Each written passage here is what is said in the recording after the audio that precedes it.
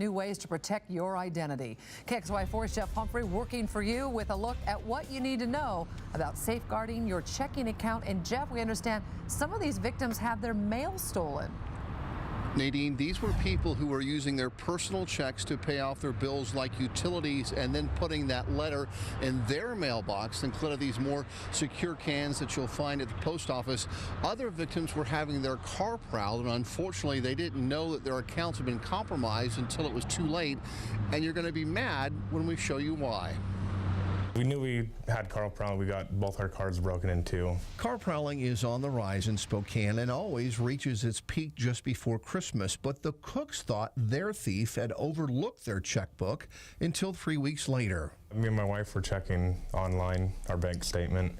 There's a couple checks cashed that we didn't remember making. Numerica Credit Union provided the Cooks with their canceled checks, but nothing about them looked familiar. And it was a completely different name, address, and but the routing and bank account number were the same.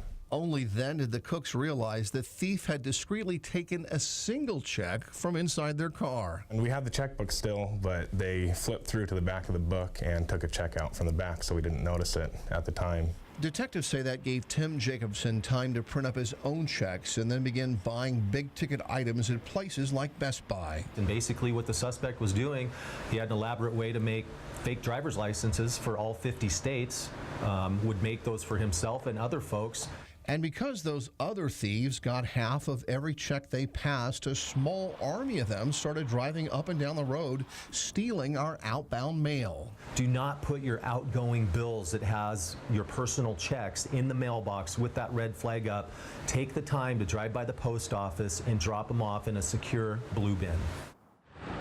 And Nadine, as we get closer to the holidays, even these blue pins can fill up with mail, and so you can actually reach in here and grab other people's mail. Just make sure that your letters drop when they go behind that trap door.